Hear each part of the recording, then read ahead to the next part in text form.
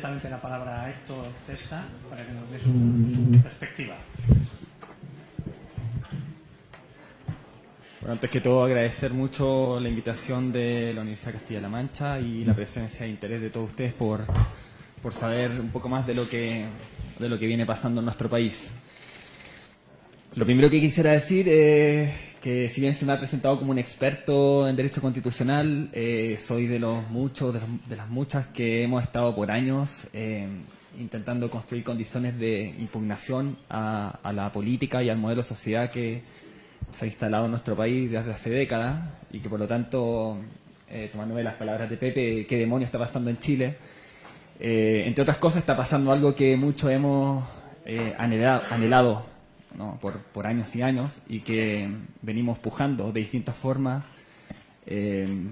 porque nuestro pueblo de Chile, como decía el lema que se ha hecho famoso para conocer esta revuelta, despertara, ¿no? Despertara un letargo que nos ha tenido viviendo en una de las sociedades más desiguales y con mayor profundidad de la instalación del modelo neoliberal en el mundo. Lo segundo que quisiera decir es cuando tiene que ver con el título de esta actividad que decíamos que es una revuelta, ¿no? Es una gigantesca revuelta popular que ya va en su día 46, 47. Al principio, cuando esto estalló, el día viernes 18 de octubre, como decía en parte Alberto, venía unas movilizaciones de hace varios días y semanas, ¿no? Y quizás estirándolo un poco más de meses, encabezado por el movimiento estudiantil secundario, y en el último par de semanas habían impulsado una movilización relativa al alza en el pasaje del metro, que bueno, en la semana de ese día viernes 18 de octubre se fue tomando cada vez más fuerza y que estalla ese día viernes con una fuerza popular inusitada, ¿no?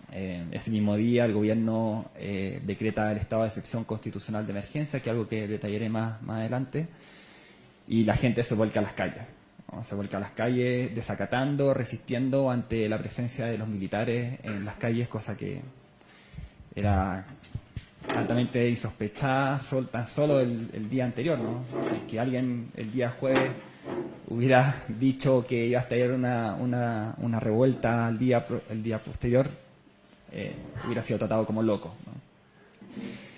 Pero ya 46, 47 días de transcurrido ese suceso, esto ya no es solo una revuelta, sino que es un suceso histórico, digamos, inédito en la historia de nuestro país, y ya toma unos ribetes que podrían ser incluso catalogables como un proceso quizás revolucionario, ¿no? Revolucionario en el sentido de que apunta a la transformación generalizada de los marcos en los que se ha desarrollado nuestra sociedad desde hace 40 y tantos años, ¿no? Desde la instalación de la dictadura militar y la instauración del modelo neoliberal en Chile. Y la otra mención que se hace en el título de esta actividad tiene que ver con lo constituyente, que es lo que yo más voy a desarrollar, ¿no? La revuelta ha puesto sobre la mesa la exigencia de un cambio constitucional total, ¿no? No solo una reforma constitucional, sino que la redacción de una nueva constitución. Entonces, yo voy a explicar por qué hemos llegado a este punto, cuáles son las características, la importancia que tiene la Constitución vigente para entender la amplitud, radicalidad y profundidad de lo que viene pasando en nuestro país en las últimas semanas. Lo primero es decir que la redacción de la Constitución de 1980 se da en el contexto de la dictadura militar, encabezada por el dictador Pinochet, que transcurre entre los años 73 y 1990, ¿no? Esta dictadura, a diferencia de las otras dictaduras y regímenes dictatoriales, autoritarios que asolaron nuestro continente durante las décadas de los 60 y los 80, tiene la particularidad, ¿no?, que en el caso chileno logra instalar, ¿no?, un modelo de manera altamente sistemático y profundo, ¿no? en un contexto global donde se puede perfectamente decir que Chile es un pionero en esta instalación neoliberal. A mediados de los 70 surge desde diversas dimensiones una impugnación de las élites, ¿no?, a una respuesta de las élites que tiene que ver con el desmonte de los consensos sociales, políticos y económicos que se habían instalado en el mundo después de la Segunda Posguerra Mundial, o en algunos lugares antes de ello, ¿no?, pero que tienen que ver con políticas de un Estado o de un espacio público que se intenta hacer cargo de un sinnúmero de dimensiones de la vida social de cada uno de los países, ¿no? A nivel global, eso se expresa en los referenciales gobiernos de Margaret Thatcher en el caso del Reino Unido y de Ronald Reagan en Estados Unidos, y con anterioridad a eso, como un documento que es importante señalar, el documento de la Comisión Trilateral, ¿no?, de un informe que se redacta encargado por las élites globales, que señala que uno de los problemas de los regímenes políticos tiene que ver con la sobrecarga de demandas y de exigencias sociales, y que por lo tanto había que desmontar, ¿no?, la posibilidad de una política que se hiciera cargo de ello, ¿no? Entonces hay todas las políticas de privatización, de mercantilización y de instalación de una democracia de baja intensidad, como señaló recién Alberto, ¿no? Las condiciones para esto fueron excepcionales para el caso chileno, ¿no? Una dictadura con altísimos niveles de terrorismo de Estado, ¿no?, que había puesto fin a un intento de construcción de una vía chilena al socialismo, como se señalaba por parte del gobierno de Salvador Allende y la Unidad Popular, y que desde muy temprano redactó un entramado jurídico institucional, un entramado de poderes, ¿no?, que se expresa en un sinnúmero de decretos leyes, es decir, de decretos dictados por la Junta Militar, donde se empiezan a regular numerosas áreas como el Estatuto de la Inversión Extranjera, desde donde se dicta el nuevo sistema de pensiones de administradoras de fondos de pensión privados, los códigos laboral, tributario, de aguas, de minería, un conjunto de paquetes legislativos de leyes orgánicas constitucionales que en las últimas semanas de la dictadura se redactan, ¿no?, a última hora, y que, digamos, configuran un entramado jurídico institucional que en lo sustantivo sigue hoy día vigente. Eso es lo primero que hay que entender. No solo la Constitución que tenemos es la Constitución redactada en dictadura, de manera unilateral por una comisión designada a dedo por la Junta Militar, sino que hay un conjunto de normas que, si bien han sido reformadas en algunos aspectos, en lo sustancial siguen estando vigentes hoy día. Uno de los cantos que se repiten mucho en esta semana, un canto que viene de antes, ¿no?, que dice: esto no es un gobierno, es una dictadura, son puras leyes de la dictadura de Pinochet, ¿no? La Constitución de 1980, la importancia que tiene es que es el pilar, ¿no?, es el núcleo desde donde la resistencia de esa institucionalidad, de esa legislación, ¿no?, ha logrado perdurar en el tiempo, ¿no? Si bien es cierto, ha sido objeto de un sinnúmero de reformas, ¿no?, más de 50 reformas constitucionales, sobre todo agrupadas en dos grandes paquetes de reformas constitucionales. El primero en 1989, derivado de la negociación entre un sector de la oposición y la dirigencia de la dictadura, ¿no?, y el segundo gran paquete de reformas en el año 2005, ¿no?, en una reforma constitucional que acuerda el presidente Ricardo Lagos con la derecha pinochetista, logran quitarle a la Constitución algunos aspectos, digamos, excesivos, ¿no? Algunos totalmente impresentables, como imagínense ustedes que recién en el año 2005 se quita la institución de los senadores designados, es decir, senadores designados por algunas altas autoridades y dentro de las cuales estaban designados por las Fuerzas Armadas, ¿no? Piensen ustedes que cuando Pinochet es detenido en Londres por una orden de detención dictada desde acá, desde una causa que llevaba el juez Garzón, Pinochet estaba como senador vitalicio. Esto fue en el año 99. La dictadura sale del Poder Ejecutivo el año 90, Pinochet permanece hasta el año 98 como comandante en jefe del ejército, pasa a senador vitalicio. Dentro de un sinnúmero de amarres institucionales que perduraron años y años, ¿no? Y que le dieron un enorme poder de resistencia a las fuerzas pinochetistas dentro de el proceso de transición a la democracia.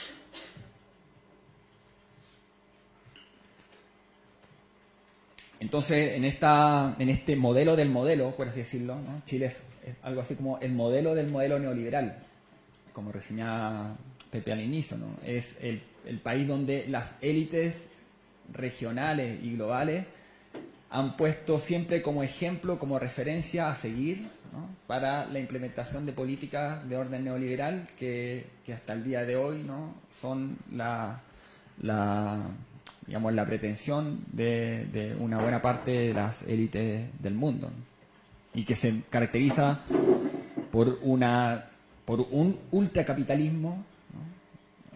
Marcado por una muy profunda mercantilización de todas las esferas de la vida, de individualización, ¿no? De pérdida de todo sentido colectivo y de privatización de áreas que antaño se habían considerado como propias de la esfera estatal o del ámbito público, ¿no?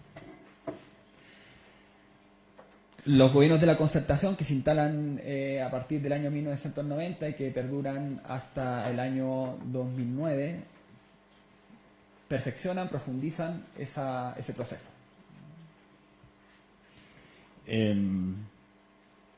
Y lentamente, progresivamente, surge desde el mundo social, ¿no? Desde extramuros de la institucionalidad, un creciente descontento, un creciente malestar y progresivamente una impugnación social y política a esta realidad,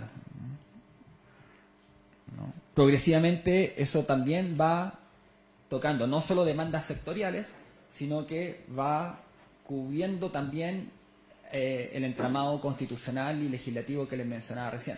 Es decir, cada vez más las movilizaciones sociales que se van levantando van tocando no solo demandas sectoriales, ¿no? Sino que van abordando cuestiones que son los pilares centrales del modelo. Y ahí tenemos, sabido es, muy conocido, los procesos de movilización estudiantil, algunos lo reseñaba Alberto, en el año 2002, en el año 2006, en el año 2011, ¿no? Pero entre medio todos los años prácticamente hay movilizaciones estudiantiles. Tenemos la impugnación que hace el pueblo mapuche, ¿no? Que, bueno, eso viene antes del modelo neoliberal, que tiene que ver con un signo del colonialismo que han padecido todos los países de nuestra América. Tenemos luchas socioambientales, ¿no? En un país que se caracteriza en su matriz productiva por ser una economía altamente extractivista, ¿no? De recursos naturales y que deja altas consecuencias socioambientales para los territorios donde se enclavan estas actividades. Tenemos el último rato la demanda relacionadas con el sistema de pensiones, con gigantescas movilizaciones de más de 1 millón de personas en el año 2016-2017, y los últimos par de años, las movilizaciones más grandes encabezadas por el movimiento feminista, ¿no? Eso en un creciente proceso de politización y movilización popular, que es el antecedente directo de esto, ¿no? Y que se va alimentando además de un progresivo descaro, ¿no? Y como reseñaba Alberto, una progresiva burla y una dinámica de abusos de parte de la élite, ¿no? Que empieza no solo a cometer actos muy, muy descarados de corrupción ¿no? Que empiezan a cuestionar, ¿no? Esto que se señalaba al principio, de un país donde las instituciones funcionan, ¿no? Cada vez fue quedando más claro que las élites estaban forzando la Constitución y la legislación vigente, ¿no? Violándola abiertamente en muchos casos, ¿no? Y taponeando todo tipo de control o de justicia institucional en relación a este torcimiento de la legislación vigente, ¿no? Tanto por parte de la élite política como por parte de la élite económica. Para reseñar algún ejemplo relacionado con una de las demandas más importantes de todo este tiempo, con la cuestión educacional, la legislación orgánico-constitucional relacionada con la educación prohibía el lucro en la educación superior, cuando todo el mundo sabía que en las universidades privadas, que han ido cada vez más tomando terreno, ¿no? Quitándole terreno a la educación pública, todo el mundo, y era muy notorio, todo el mundo sabía que había un lucro exorbitante en ella. Y el último rato, lo que les reseñaba, con casos de corrupción abierta, de complicidades público-privadas, donde hay casos donde se ha comprobado que desde gerentes de empresas, desde las altas gerencias de empresas se dictaban leyes, ¿no? Correos filtrados donde políticos le daban cuenta de sus labores a los grandes poderes empresariales, ¿no? En leyes muy significativas, muy cruciales, como la ley de pesca, como la legislación que regula la propiedad de los recursos naturales, etcétera, ¿no? Y bueno, una demanda constitucional que en el año 2011 se podría decir que el año 2011 genera un hito de inflexión, porque el movimiento social logra superar todo el bloqueo político y el bloqueo comunicacional, que es otra cuestión muy importante señalar. Chile es uno de los países con mayor concentración de los medios de comunicación masiva que hay en nuestro continente y posiblemente en el mundo, ¿no? Entonces el bloqueo mediático ante todo este proceso de movilizaciones, de protesta social, ha sido muy grande y se mantiene hasta el día de hoy. Pero el año 2011 se logra rebasar esa frontera, y en un proceso de movilización que dura 5 o 6 meses, ¿no? con gigantescas marchas y concentraciones de prácticamente todas las semanas, ¿no? De 200.000, 300.000 personas en Santiago y otras tantas cientos de mil en el resto del país, ¿no? Y se instala con esto en el gobierno de Piñera, ¿no? El gobierno entre 2010 y 2014, el primer gobierno de Piñera, ¿no? En el 2014, en el 2013, se elige por segunda vez Michelle Bachelet, ¿no? Ya con una coalición ampliada, ya no es la vieja concertación, sino que se le renombra con el nombre de nueva mayoría, que es básicamente los partidos de la exconcertación más el Partido Comunista, ¿no? Para hacer una analogía, sería algo así como el PSOE más Izquierda Unida acá, ¿no?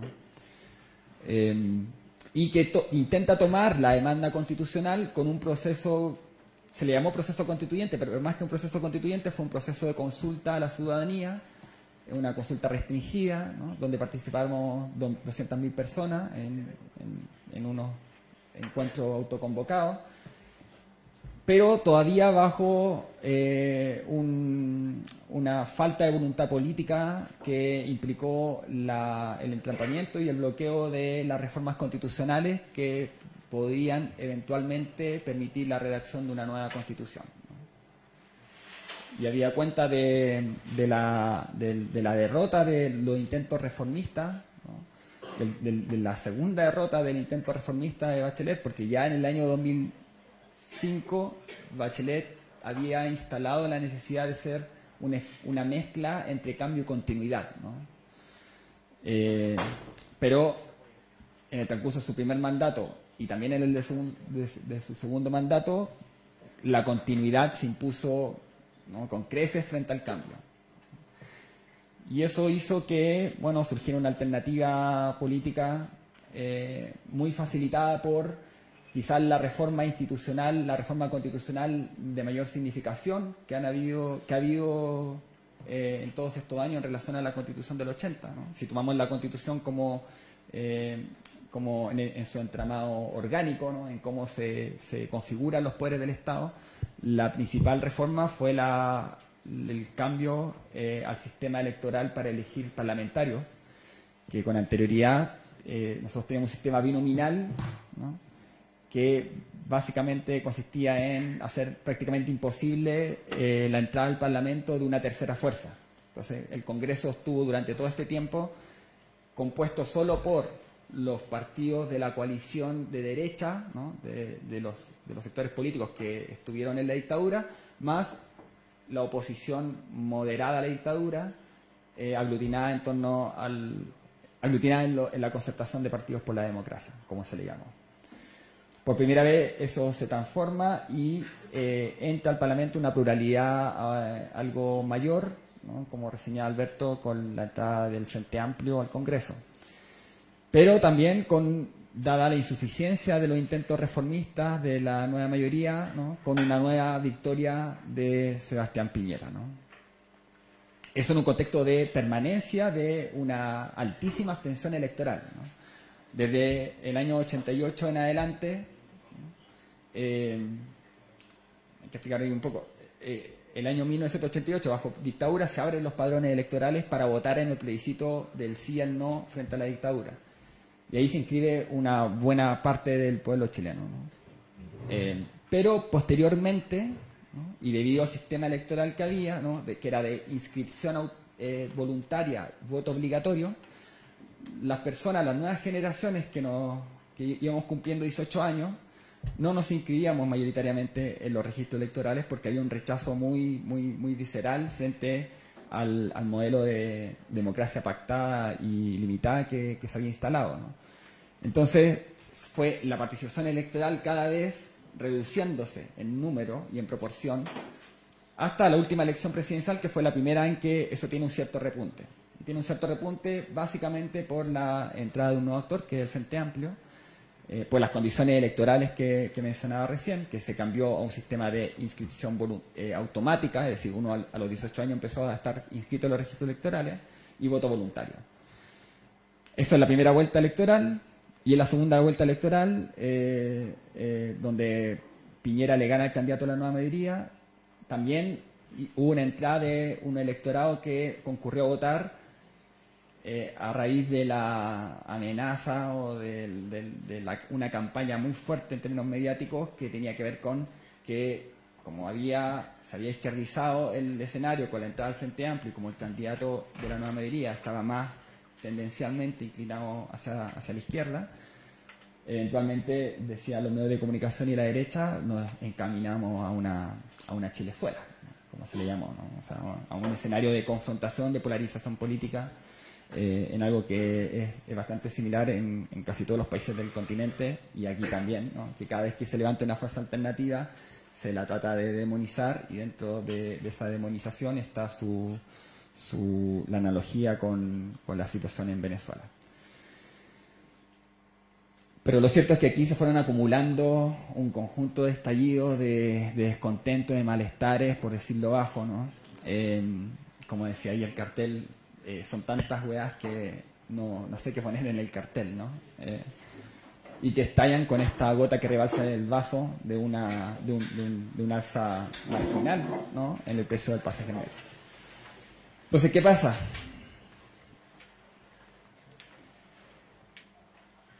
Con este proceso, una vez que estalla la revuelta, ¿no? El gobierno responde con como reseñé al inicio, con una respuesta militarista frente a la revuelta. Dicta un estado de excepción constitucional, ¿no? Estado constitucional de emergencia, ¿no? Que se había utilizado anteriormente, pero solo para casos de catástrofes naturales, en particular terremotos, ¿no? Lo cual implica la sacada de los militares a la calle. Y ya desde ese mismo día, ¿no? Del mismo sábado 19 de octubre, lo que hay es un desacato masivo de amplísimas franjas de la ciudadanía a la presencia de los militares, ¿no? Una reacción que un historiador muy renombrado en Chile caracterizó como una especie de respuesta emancipadora, libertaria del pueblo chileno frente a la aparición del trauma histórico que le significaba volver a ver a los militares en las calles. Un trauma intergeneracional que terminó por desatar todas las rabias y las indignaciones populares y que le dieron una fuerza inusitada a esta revuelta, ¿no? Respuesta militarista que se hace incluso forzando la letra, ¿no?, de la regulación constitucional y de la ley orgánica constitucional que regula los estados de excepción. Es decir, lo que aquí ha habido es un gobierno que ha tomado medidas, ¿no?, totalmente violando la regulación de los estados de excepción constitucional. El detalle de eso es muy largo, pero por una parte se han tomado acciones que tienen que ver más con... la Constitución de 1980 regula 4 estados de excepción, ¿no? Hay 2 que son más agravados, que son más fuertes, que son los casos de guerra interna y externa, ¿no?, que son los estados de sitio y estados de asamblea, y hay otros 2 que son más tenues en la cantidad de derechos y de limitaciones a los derechos que se pueden hacer en virtud de ellos, que son los estados de catástrofe y de calamidad, ¿no? Y aquí lo que se hizo fue dictar un decreto de estado de excepción constitucional de emergencia, tomando medidas que son más propias de un estado de sitio. Y no solo eso, sino que el presidente de la República, ¿no?, que no es cualquier analista, que sus comentarios públicos no son cualquier cosa, ¿no?, en cadena nacional dijo muy solemnemente que estábamos en una guerra. No lo decía de forma alegórica, ¿no? Había sacado a los militares a la calle y estaba declarando una guerra. Eso en un contexto, además, de violaciones graves, masivas y sistemáticas a los derechos humanos. Estamos hablando de, hasta esta fecha, 250 personas que han perdido ojos. 1.900 personas están encarceladas en este momento por hechos relacionados con la revuelta. Aproximadamente unas 20.000 han pasado por detención. La cantidad de heridos oficiales, según el Instituto Nacional de Derechos Humanos, que es la instancia de derechos humanos oficial, parte del Estado de Chile, un organismo autónomo, pero parte del Estado de Chile, asciende de heridos atendidos en lugares de atención pública de salud, ¿no? Asciende a más de 6.000 personas. Eso sin contar la cantidad de personas que han sido atendidas en tiendas no oficiales, ¿no?, en los propios lugares de movilización social. Se han instalado, se han puesto lugares de atención para atender ahí mismo a las personas que están en muchos lugares de combate entre manifestantes y Carabineros de Chile, ¿no? Carabineros de Chile es una fuerza policial que es de carácter militar, ¿no? El artículo 1 de la ley que regula Carabineros de Chile dice que es una policía militarizada, y eso se condice con su formación, con su instrucción, con la doctrina con la que ellos se forman, y también con mucha parte del equipamiento con el que cuentan, ¿no? Mirá por ahí la última cifra que han salido. Estamos hablando de que en estas semanas se han utilizado más de 97.000 bombas lacrimógenas. Aproximadamente 10.000 granadas de mano, granadas lacrimógenas de mano. Fuerza policial, además, que viene hace años y años actuando como una verdadera fuerza de ocupación en las regiones del sur, implicada en el conflicto mapuche-chileno, o chileno-mapuche. Y que ha sido el actor principal, atendió de que el gobierno tuvo que suspender el estado de excepción constitucional de emergencia debido a que el estado de emergencia, a diferencia del estado de sitio y el estado de asamblea, lo puede dictar unilateralmente el gobierno sin autorización del Congreso, pero a los 15 días necesita autorización del Congreso. Y el gobierno no tenía la mayoría en el Parlamento para mantener el estado de excepción, por lo tanto retiró a los militares de las calles, aunque se ha mantenido la amenaza militar como cuestión abierta en el debate público la semana siguiente, ¿no? O sea, aquí no es un rumor de pasillo, no, aquí la cuestión de la amenaza militar ha estado y está vigente, más allá de las resistencias institucionales que hay a ello, ¿no? El presidente convocó al Consejo de Seguridad Nacional, ¿no?, que es una instancia consultiva donde están representados los 4 jefes de las Fuerzas Armadas y de Orden, es decir, Ejército, Aviación, Marina y Carabineros de Chile, más las grandes autoridades, las más altas autoridades de los poderes civiles, es decir, Cámara de Diputados, Senado, Contraloría General de la República y Corte Suprema. En ese Consejo de Seguridad Nacional, todos los poderes civiles se negaron, rechazaron una respuesta a un militarista a la revuelta, y en algunos casos, incluso en el caso del Contralor General de la República, señalando que la convocatoria al Consejo de Seguridad Nacional había sido inconstitucional e ilegal, debido a que el Consejo de Seguridad Nacional está destinado a prever, a ver cuestiones relacionadas con la seguridad nacional y no con orden público, que era el problema que se ha desatado en el país, ¿no? Que hay un evidente problema de control del orden público por parte del gobierno, habida cuenta de la ilegitimidad sobreviniente en la que ha llegado a estar. Estamos hablando de un gobierno que prácticamente no se puede desplegar en la calle, estamos hablando de amplias franjas de la ciudadanía que lo rechazan. En las encuestas de la encuestadora, de las consultorías, en manos de las derechas, le están dando al presidente Piñera un apoyo entre el 10 y el 5%. Y con una movilización callejera en prácticamente todo el país, en todas las ciudades del país, y que tienen su punto neurálgico en el centro de Santiago, en la ex Plaza Italia, que se le ha rebautizado como Plaza de la Dignidad, dentro de un conjunto de rebautizajes, ¿no?, que se ha hecho en muchos lugares del país. Se ha bautizado nuevamente a varias plazas o calles, ¿no? Se han derrumbado monumentos, ¿no? Y se ha desatado una ola de impugnación popular social creciente al modelo, y eso tiene en la impugnación constitucional, en la demanda, en la exigencia por una nueva constitución redactada por una asamblea constituyente, es decir, no redactada por los poderes constituidos, no redactada por el Congreso Nacional, su pilar esencial, ¿no? Junto con el rechazo a las violaciones a los derechos humanos que se vienen viviendo, ¿no? Y hace 2 semanas, ¿no?, un conjunto de fuerzas políticas, ¿no?, y con esto voy terminando para dar paso a los comentarios y a las preguntas, pero voy a reseñar esto que es muy importante porque tiene que ver con cuál es la situación actual, ¿no?, en qué punto se encuentra hoy día este proceso. Un conjunto de fuerzas políticas del gobierno y de la oposición, ¿no?, digamos, la sumatoria de los partidos del gobierno de Piñera, más los partidos de la exconcertación, más una parte del Frente Amplio, han concurrido a la suscripción de un documento que establece las bases mínimas para el proceso constituyente, ¿no?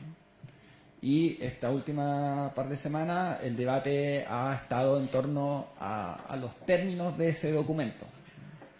Algunos somos muy críticos de esos términos. Voy a reseñar muy a grosso modo eso para después quizás abordarlo en la segunda ronda, pero todo proceso constituyente en la historia de la humanidad implica una puja, una disputa entre los poderes constituidos y el poder constituyente, entre las instituciones constituidas, entre la clase política y las clases dirigentes que han sido propias de esos poderes constituidos, y el poder constituyente que impugna la legitimidad y la eficacia de ese régimen previo. Y en este caso, bueno, y cada proceso constituyente es muy singular en cuanto a el grado de radicalidad y profundidad con que esa puja se da y en el resultado de esa disputa, ¿no? Hay procesos donde el proceso implica un poder constituyente que pasa por encima totalmente de los poderes constituidos, y hay procesos donde los poderes constituidos logran amarrar, logran controlar la fuerza constituyente y logran un proceso más bien pactado y transaccional. Y entre medio hay un sinnúmero de grados, digamos, de distintas formas en las que eso se puede concretar, ¿no? Y en el caso de los términos de este documento, a juicio de las posturas críticas, a él se le da un control muy fuerte por parte de los poderes constituidos al proceso constituyente en curso.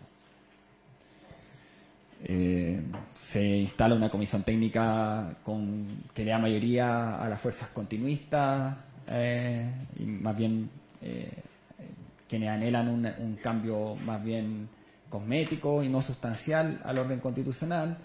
Se establece un sistema electoral y de presentación de candidaturas que mantiene el sistema actual y que por lo tanto se le da una posición de privilegio, de mayor facilidad a los partidos políticos constituidos en relación a las fuerzas que se han movilizado este mes y medio.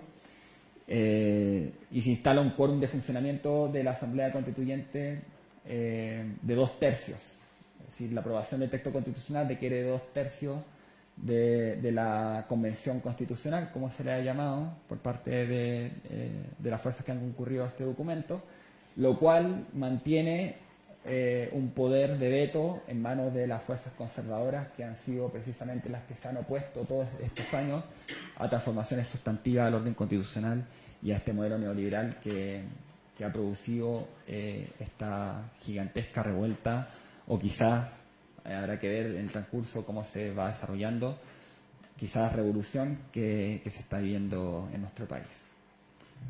Eso.